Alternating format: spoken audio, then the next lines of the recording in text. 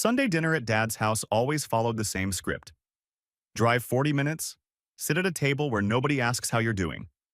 Watch Kevin get praised for showing up on time. Drive home wondering why you bothered. But hey, free mashed potatoes. I'd been running this play for 32 years. The reliable son. The one who never complained. The one who'd been paying everyone's bills so long they'd forgotten the money came from somewhere. This Sunday started like all the others. Kevin telling some story about his sales numbers. Dad nodding like it was fascinating. Mom refilling glasses. Heather scrolling her phone. I reached for my Coke. Kevin's elbow came out of nowhere.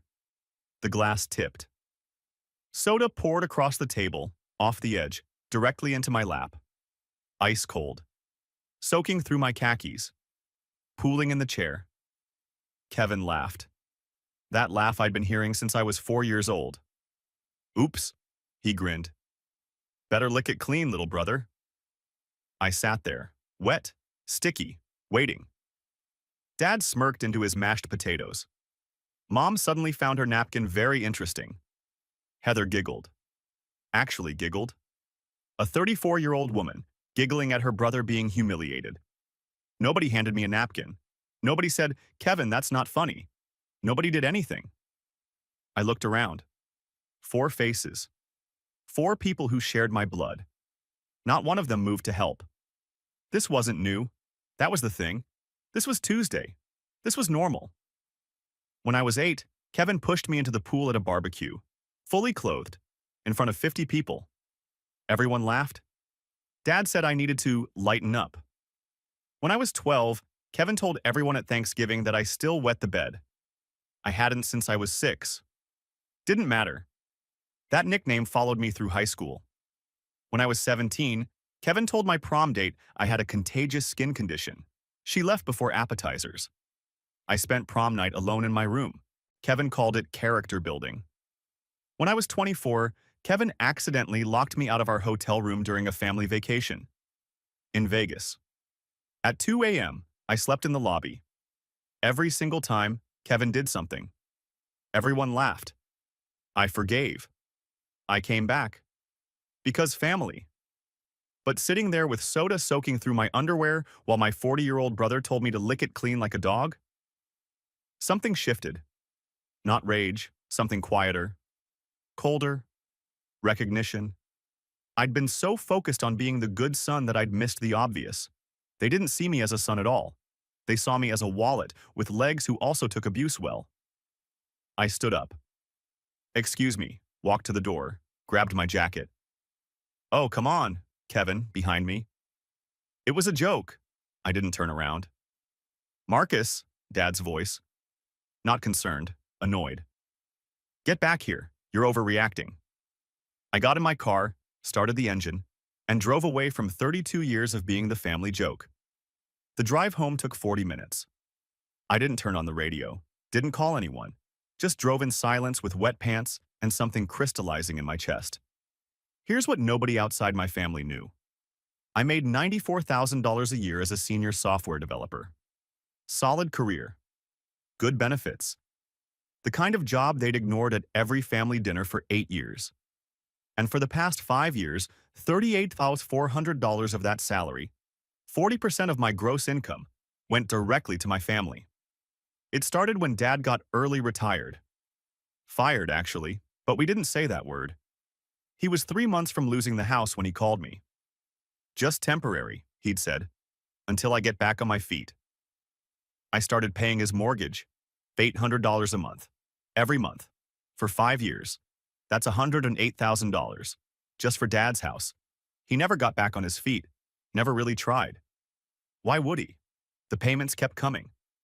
Then Kevin's credit imploded. Failed business venture, a boat rental company that lasted 4 months. His car got repossessed. You're doing so well, Mom had said. Can't you help your brother get to work? I co-signed his lease, $420 a month. Added it to my auto pay because Kevin kept forgetting to send his half. He never sent it, not once. $2,200 over 5 years.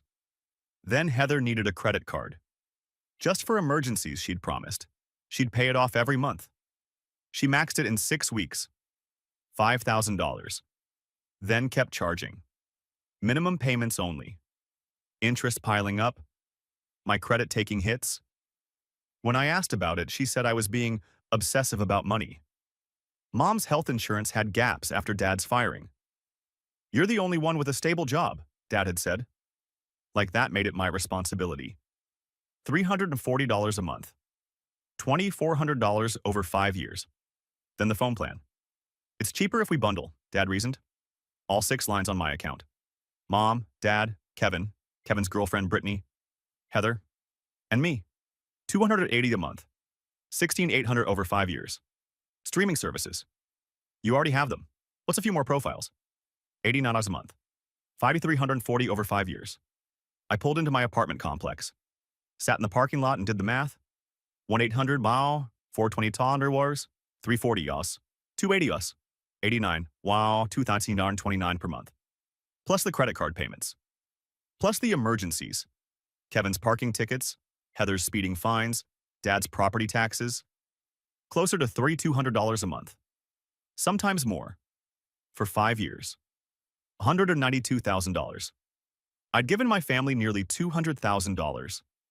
I'd skipped vacations, drove a 10-year-old Honda, lived in a 1-bedroom apartment, wore clothes until they fell apart. Because family needed help. And in return for $192,000, I got told to lick soda off the floor. I sat there for 10 minutes, then went inside. Made coffee. Sat at my laptop. Opened a spreadsheet. I'm a developer. I solve problems systematically. This was just another problem. Column A, payment. Type column. B, monthly amount. Column. C, account details. Column. D, cancellation method. Column. E, effective date. I filled in every line. Dad's mortgage, 1-800 month. Cancel authorization, immediate Kevin's car lease, 420 month. Notify dealership, withdraw, immediate Heather's credit card, 5,000 plus balance, freeze card, dispute charges. Tomorrow mom's insurance, 340 month. Cancel, immediate phone plan, 6 lines, 280 month. Port my number, cancel remaining. Tonight streaming, 89 month. Cancel all, change passwords. Tonight 6 line items. 6 ways I'd been holding up a family that saw me as a joke. There's a moment before you do something irreversible. A pause where your old self tries to talk you out of it. Think about Mom. She'll be scared. Think about Dad. He could lose the house. You're better than this. Family is family. I thought about all of it. Then I thought about Kevin's face. That smirk. 32 years of that smirk. Better lick it clean. I started clicking. First, Dad's mortgage, his bank portal, auto pay settings, remove authorized account, confirm, done. Next month's payment wouldn't process. 30 days, late fees, 60 days, credit damage, 90 days, foreclosure. He had no savings. I knew. Second, Kevin's car, called the dealership. I'm notifying you I won't be making any more payments. The primary lessee can contact you about his options. Silence. We'll need to repossess the vehicle. Understood. Third, Heather's credit card. Called fraud department. I have text messages where the primary user agreed to keep balance under $1,000. Current balance is over $5,000. They froze the card pending investigation. Fourth, Mom's insurance, 2 clicks, canceled. Fifth, phone plan. Ported my number first, then canceled all 6 lines. Are you sure? 5 other users will lose service immediately. I'm sure. Sixth, streaming. Netflix, Hulu, Disney Plus, HBO Max, Amazon Prime. Canceled. Passwords changed. Each one felt like untying a knot I didn't know I'd been carrying. 11:47 p.m. Everything set to process overnight. One more thing. Family group chat. 4,147 messages over the years. I typed, 5 years, $192,000. You told me to lick it clean, so here's your finances. Back to you. Clean them up yourselves. Scheduled. Send, 9 a.m. Then I turned off my phone, took a shower, put on clean clothes, went to bed, and slept better than I had in years. I woke up at 6:15 a.m., not from an alarm, just woke up. Alert, clear, made coffee, sat by the window, watched the sun come up, tried to feel guilty, couldn't. I knew what was happening right now. 6:15 a.m. Dad's mortgage payment attempted, failed. Email notification sent. 7 more a.m. Phone plan terminated. 5 people waking up to no service. 7:30 a.m. Mom trying to make her morning calls. Nothing working. 8 a.m. Kevin heading to his car, not knowing the dealership was about to start calling. 8:30 a.m. Heather at Starbucks. Card declined. 9 a.m. My message delivered. I turned my phone back on at 9:15 a.m. 47 notifications. Missed calls, 12 from Mom, 8 from Dad, 6 from Heather, 4 from Kevin, 17 from numbers I didn't recognize. The unknown numbers, neighbors using their phones to dial for them. I opened the group chat. Dad, 9:01 a.m. What is this? Call me right now. Mom, 9:02 a.m. Marcus, my phone wasn't working. I had to use Mrs. Patterson's. What's going on? Kevin, 9:03 a.m. Bro, what did you do? Heather, 9:04 a.m. My card got declined in front of everyone. Dad, 9:07 a.m. I just got an alert from the bank. What did you do to my mortgage? Mom, 9:09 a.m. Marcus, call us. Kevin, 9:12 a.m. This is insane. Over a spilled drink? Dad, 9:15 a.m. I'm coming over there. I read the messages. Felt nothing. Not triumph. Not guilt. Not satisfaction. Just peace. Let him come. For the first time in 5 years, I had nothing left to give them. And nothing left to lose. 9:47 a.m. My door shook on its hinges. Not knocking. Hammering. The kind that makes neighbors open their doors. Marcus, open this door. Dad's truck in the lot. He'd made the 40-minute drive in 25. I stayed at my kitchen table, coffee in hand. I know you're in there. Your car's in the lot. Let him knock. For 32 years, I'd been the one who came when called, the one who showed up, the one who answered. Not anymore. This isn't funny, son. I walked to the door, didn't open it, spoke through the wood. I'm not doing anything to you. I'm just not doing anything for you anymore. Silence. Then his voice dropped. That tone he used when really angry. Open this door, now. No. Marcus. You laughed, Dad. Kevin poured soda on me like I was a dog, told me to lick it clean, and you laughed. More silence. It was a joke. So was my dignity, apparently. He stood there for 5 minutes. Then footsteps. Walking away. I watched through the peephole as he drove off. 1 down, 3 to go. By noon, my inbox was chaos. Bank notification. Suspicious activity on mortgage account. Dad had tried to pay himself. Checking account, 847. Mortgage, 1-800, insufficient funds. He'd actually tried. That surprised me. Then I saw the second notification, transfer attempt from savings. Savings balance, 0.00. That didn't surprise me. 5 years of telling myself he just needed help getting back on his feet. 0.00 in savings. While I sent $1-800 every month. He wasn't getting back on his feet. He'd never planned to. I closed the laptop, made lunch. Felt nothing. 2:15 p.m. Heather showed up. Softer knock. Voice through the door. Marcus, it's me. I opened it. Mascara smeared. Hair in a messy ponytail. Sweatpants and slippers like she'd rushed out without thinking. My card got frozen. I know. I was at Whole Foods. Machine kept saying declined. Everyone in line staring. Manager came over. She waited for sympathy. I had none. I reported the charges as unauthorized. What? That's my card. That's my credit. You agreed to keep it under 1,000. It's over 5,000. I had emergencies. You charged $800 at Sephora last month. That's not an emergency. She blinked. You looked at my statements? Every month. Watching the balance climb on my credit. I was going to pay it back. When? No answer. She started crying. real tears running through the smeared mascara. What am I supposed to do now? Get a budget, live within your means, like adults do. She stood there crying for another minute, then left. Didn't say goodbye. Didn't apologize. I closed the door, made dinner, went to the gym for the first time in 6 months. Needed to burn off adrenaline. Day 2. Kevin lost his phone. Not just Kevin, his girlfriend Brittany too. She'd been on my plan 2 years. LinkedIn message from her. Hey Marcus, I don't know what happened between you and Kevin, but my phone got shut off and I have job interviews this week. Can you at least give me warning before you destroy someone's life? This is really unprofessional. Unprofessional. 2 years of free phone service. Never asked for anything. Never got thanked. And now I was unprofessional. I didn't respond. Day 3. Dealership called. Mr. Mitchell, the vehicle leased to Kevin Mitchell. We've been unable to reach him. Payment is past due. I notified your office I wouldn't be making more payments.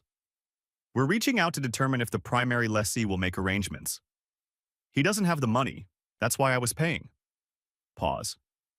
We'll proceed with repossession protocols. Understood. Kevin would wake up one morning soon to find his car gone. Same way I'd woken up thousands of mornings to find my bank account drained. Fair was fair. Day 4. Mrs. Patterson called. Dad's neighbor. Sweet woman in her 70s who'd known me since I was a kid. Marcus, honey. I hope you don't mind me tracking you down? It's fine. What's wrong? Nothing's wrong. I wanted to tell you something. She paused. About what your father's been saying. About me canceling everything? No, dear. About the money. I sat up straighter. He's been telling people at church that you asked to pay his mortgage, that it was your idea, that you insisted on helping and wouldn't take no for an answer. My stomach dropped. He said what? For years now, every time someone asks, he tells them his son insisted, makes himself sound humble. Oh, Marcus wouldn't let me say no. For years, he'd been telling people I insisted, like he was doing me a favor by accepting my money. Mrs. Patterson, he called me crying 5 years ago, said he was about to lose the house. I didn't insist. I just helped. I know, dear. That's why I wanted to tell you. Some of us see through it. Thank you. You're a good boy, Marcus. Too good for how they treat you. She hung up. $108,000 in mortgage payments. And he'd been telling everyone it was my idea. Rewriting history so he never had to feel like he owed me anything. Day 5. Credit card company called. Mr. Mitchell, we've completed our investigation into the disputed charges. And? Based on the text messages you provided, we're ruling in your favor for charges above $1,000. The primary account holder will be responsible. Thank you. You're removed as co-signer effective immediately. Small victory, but mine. Heather would be getting a letter. $4,000 plus in charges transferred to her name alone. Her credit taking the hit. Fair was fair. Day 6. Group chat shifted. I'd been watching, not responding. Mom. I talked to Mrs. Patterson today. Richard, did you tell people Marcus insisted on paying the mortgage? Long pause. No response from Dad. Kevin. Wait, what? Heather. Dad's been saying what? Mom. Richard, answer me? Dad. I may have phrased things a certain way, to save face. Kevin. You told people he insisted, like he was pushing money on you? Dad. It's complicated. Heather. It's not complicated. You lied. Mom. We need to talk. Tonight. First crack in the wall. Day 7. Dad refinanced. Bank notification still coming to my email. He hadn't changed passwords. New mortgage, 11.4% interest. Original was 4.2%. 1,800 month became 2,400 month. Worst terms. Damaged credit. No leverage. That loan would follow him to his grave. I tried to feel guilty. Couldn't. He'd had 5 years to prepare. 5 years to save something. 5 years to figure out a backup plan. Instead, he'd spent 5 years telling church people I'd insisted. Let him pay $2,400 at 11.4%. Day 8. Work noticed. Not the drama, They didn't know. They noticed me. Marcus, you seem different this week, my manager said. More focused, more present. Your code reviews have been exceptional. I thought about it walking back to my desk. For 5 years, 30% of my mental bandwidth went to worrying about their bills. Whether Dad's payment went through, whether Kevin's car would get repossessed, whether Heather's spending would tank my credit. That weight was gone. Turns out I had capacity when I wasn't spending it on people who didn't appreciate it. Day 9.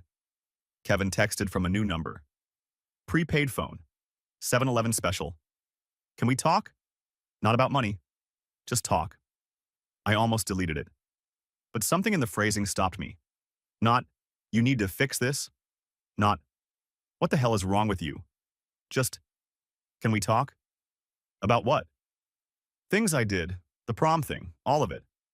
I think you had a point. Kevin, admitting I had a point. I've been a terrible brother. Didn't see it until you took everything away. I didn't know what to say. I'm not ready to talk yet, but when I am, I'll let you know. Okay, I'll be here. He would be. No car, no phone plan. Wasn't going anywhere. Day 10. Tow truck came for Kevin's car. Found out later. He'd posted on Facebook, borrowed someone's computer. Lost the car today, my own fault. Been making excuses for years. Time to grow up, I guess. No blame, no finger pointing. Just my own fault. That surprised me more than anything. Day 12. Mom showed up. She looked older than I remembered. Tired in a way that went beyond sleep. Can I come in? She walked in. Looked around at my apartment. It's nice. I don't think I've been here since you moved in. You haven't. That's not good, is it? No. She sat down. I talked to your father about Mrs. Patterson. He admitted it. Said he was embarrassed to need help, so he told everyone you insisted. And I'm sorry. I knew you were helping, but I didn't know the numbers.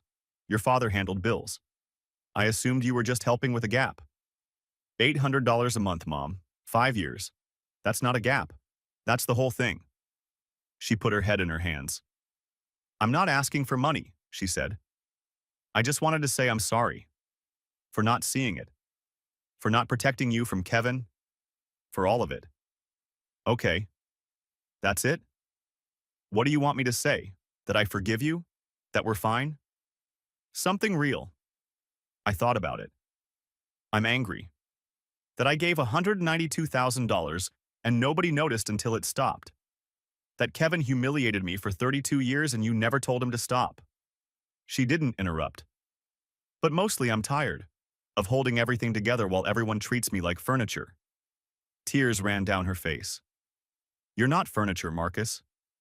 Then why do you all treat me like I am? She didn't have an answer. She stood up. I'm going to do better. I don't know how yet, but I'm going to try. Okay. I love you, Marcus. Then she left. First real conversation in years. First time she'd actually listened. I didn't know what to do with it. Day 14. End of the beginning. 2 weeks since Sunday dinner. Since Lick It Clean. Dad had 11.4% mortgage. Kevin had no car and no phone. Heather had $4,000 debt in her name alone. Mom was reevaluating everything she thought she knew. And me? Lighter than I'd been in 5 years. Maybe ever. The guilt would come later, late at night, thinking about Dad's 11.4%, about Kevin taking the bus in the rain. But right now, free. Not happy, not satisfied, not vindicated, just free. And that was enough. For now, Tuesday morning. Coffee in hand. Facebook open. I almost scrolled past it. Mom had posted a photo. Family dinner. Empty chair where I usually sat. Caption. Missing our Marcus. Family isn't the same without you. Praying he comes back to us soon. Family first. 47 comments. So sad. Praying for you. Family drama is the worst. Stay strong, Linda. He'll come around. Sons always do. Not one comment asked why I left. Not one mentioned the spilled soda. The 32 years. The $192,000. Just, poor Linda. Poor family. Missing their Marcus. The narrative had shifted. I wasn't the victim anymore. I was the problem. This was what they did. What they'd always done. Rewrite history. Make themselves the injured party. Dad telling church people I'd insisted on paying. Mom posting sad photos for sympathy. The truth didn't matter.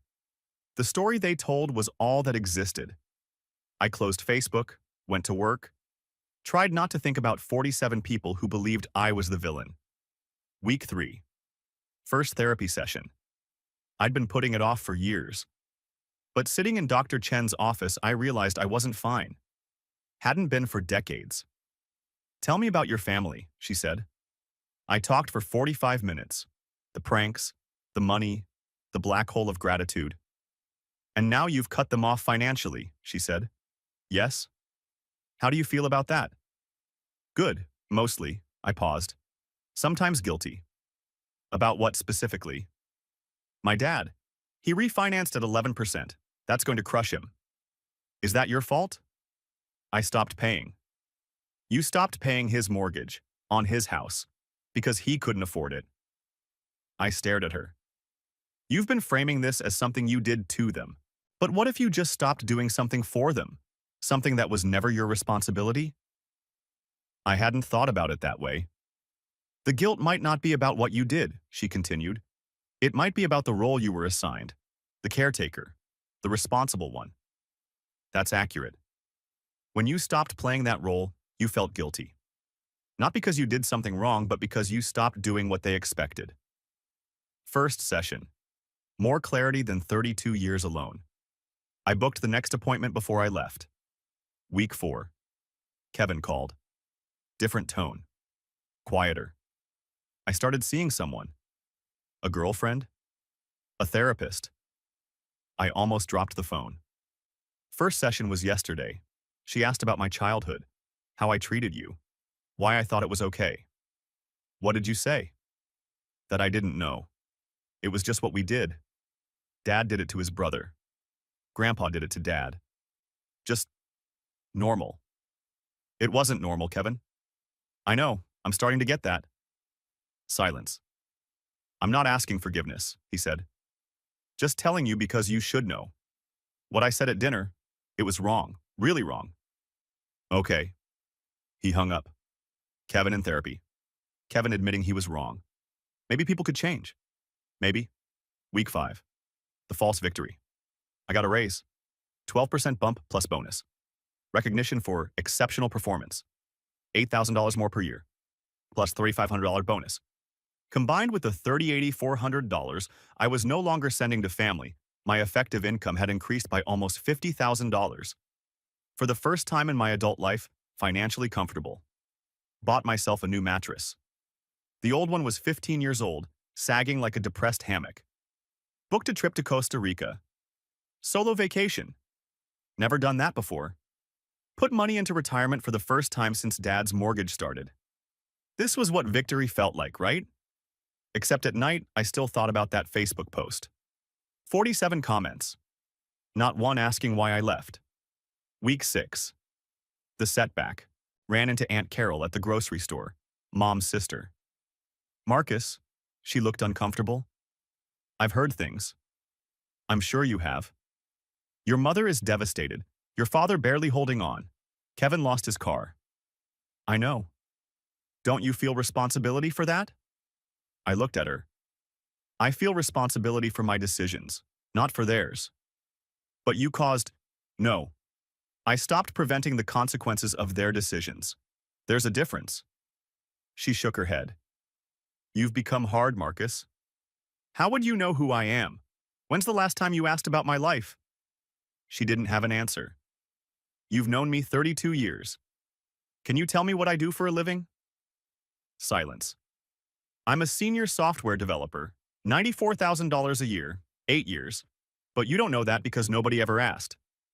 Her face shifted. Confusion, then shame. "I gave them $192,000. Nobody said thank you.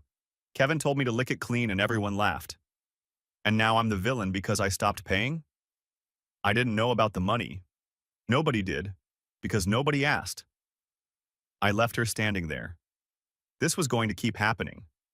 Aunts, uncles, cousins, all hearing Mom's version. I didn't owe them explanations. They could believe whatever they wanted. Week 7, Kevin texted. Mom started a family chat to plan Thanksgiving. Want me to add you? No. Okay, I told them you probably wouldn't want to be included. What did they say? Mom cried. Dad said you'd come around. Heather said you were being dramatic. And you? I said you had every right to take space and we should respect that. Kevin. Standing up for me. For the first time in 32 years. Thanks. Don't thank me. I'm just trying to be less of an asshole. How's that going? Work in progress. Therapist says I have significant behavioral patterns to unlearn. I almost smiled. It's worth something. Week 8. Thanksgiving. First one alone. Ever. Made myself breakfast. Watched the Macy's parade like I used to as a kid. At noon, the group chat lit up. Mom. Turkey's almost ready. Wish Marcus was here. Dad. Maybe next year. Kevin. Maybe when we've earned it. Heather. Kevin. Stop making everything about you feeling guilty. Kevin. I'm not. I'm saying we screwed up and we don't get to pretend we didn't. Silence in the chat for an hour. I made myself steak, mashed potatoes from scratch. Called Dave around 3 p.m. He was also skipping family. Messy divorce. How you holding up? Better than expected. Not lonely? A little, but peaceful lonely. Not crowded and miserable lonely. There's a difference? Huge difference. At 6 p.m. Kevin texted, Mom set a place for you. It's been empty all afternoon. I'm not telling you to guilt you, just so you know. Even when she's wrong, she loves you. I know. Do you? Yeah. She just doesn't know how to show it in ways that don't hurt. First, Thanksgiving alone. Quiet, peaceful, a little sad, but mine. 2 months later. Christmas invitation. Text from Mom. Christmas dinner at Dad's. 4 p.m. You're always welcome. No pressure. Just know the door's open. I read it 12 times. Called Kevin. Did you write that for her? She asked for help. Wanted to make sure she wasn't being pushy. It was different. She's trying, Marcus. They all are. Messy and imperfect, but trying. Are you going to come? I don't know yet. Christmas Eve. I made my decision. Called Mom. Marcus? Surprised. Hopeful. Scared. Hi, Mom. Will you be coming tomorrow? No, not this year. Silence. Her breathing caught. Can I ask why? Because I'm not ready. 2 months isn't long enough to rebuild 32 years. I need to see the changes stick. I understand.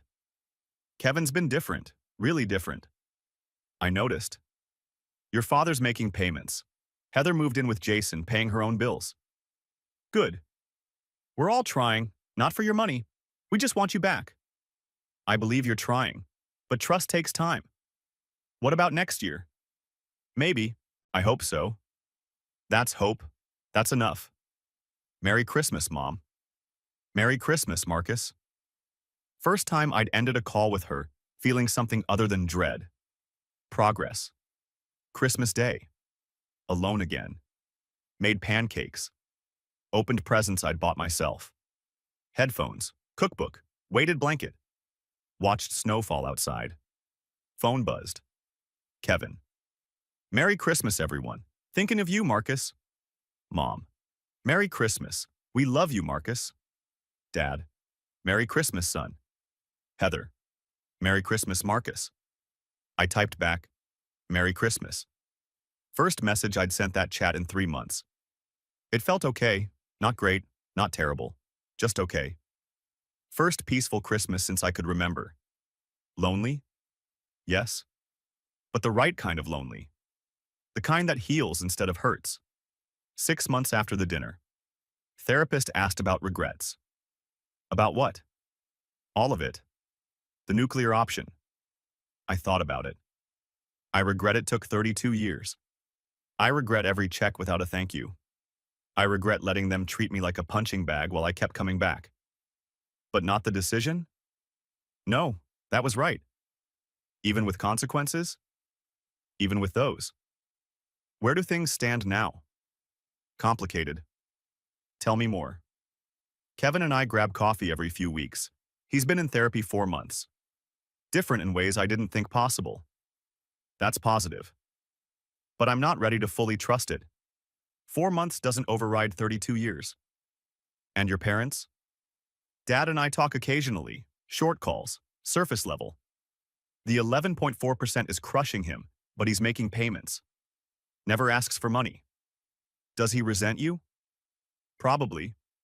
I hear it in what he doesn't say. Your mother? She tries hardest, calls every week, actually remembers my birthday now. First time in years. How does that feel? Mixed. I appreciate the effort.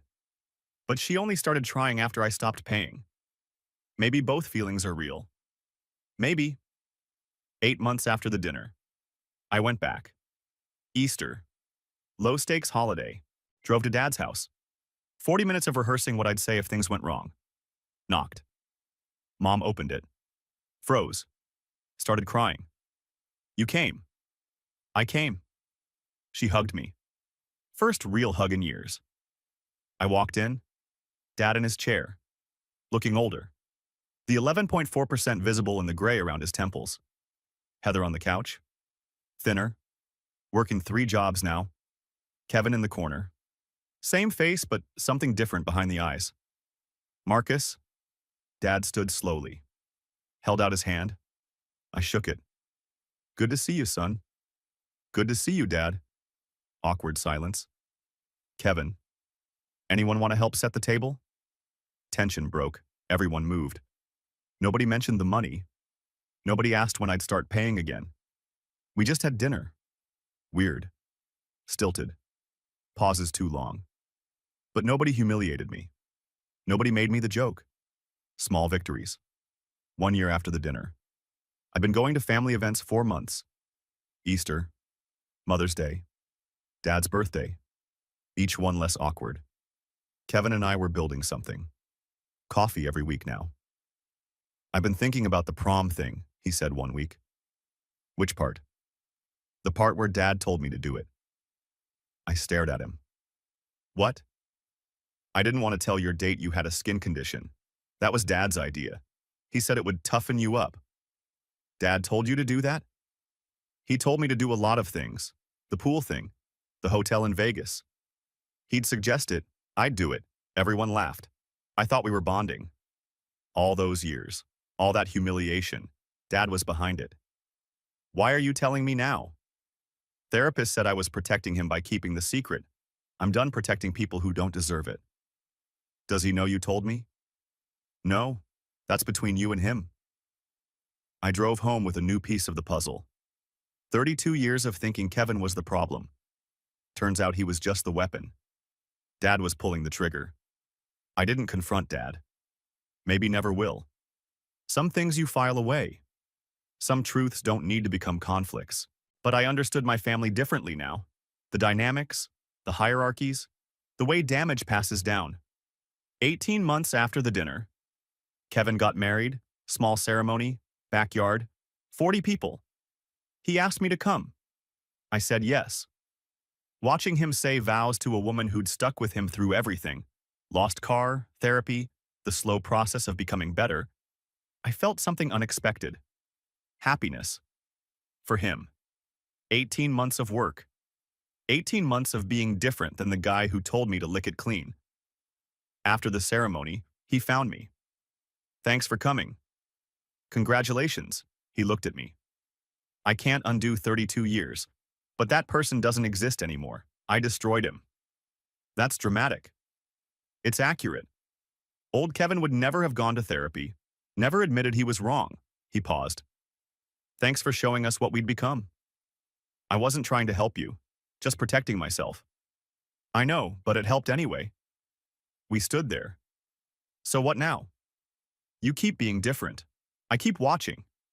Maybe eventually we're actually brothers. I'd like that. Me too. Progress. 2 years after the dinner. My relationship with family is functional. Not warm, not close, but functional. Dinner, occasionally.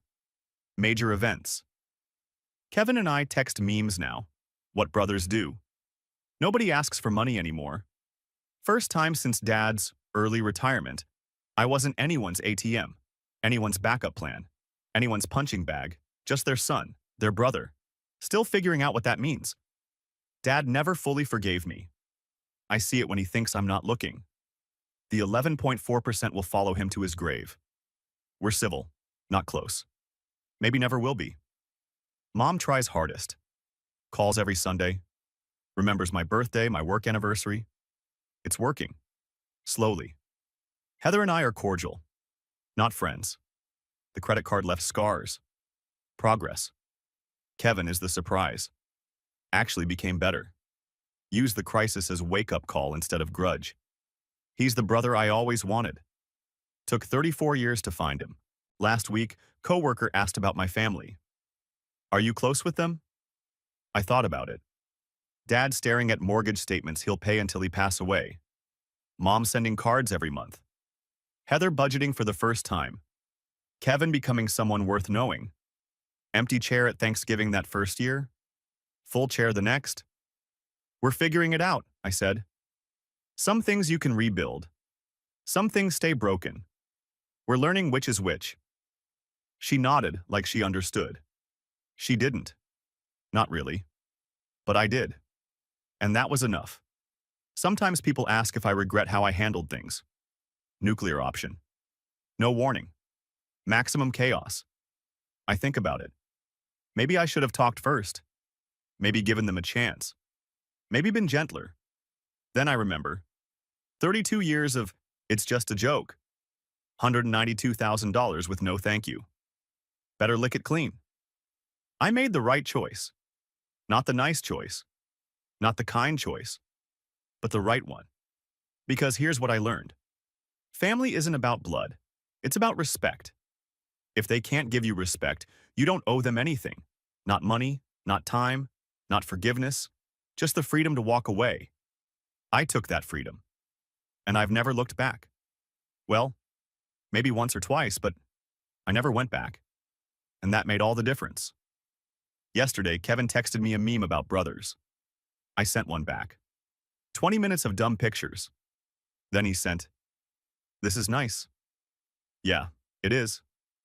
2 years ago, you wouldn't have responded. 2 years ago, you wouldn't have sent it. Fair. We're doing okay, Kevin. We are, finally. I put down my phone, looked around my apartment. Furniture I bought with money I used to send to Dad. Vacation photos from trips I used to never take. 2 years ago, I'd been a wallet with legs. Now I was just Marcus, brother, son, software developer, guy who goes to therapy and the gym and actually uses vacation days. Guy who set a boundary and survived.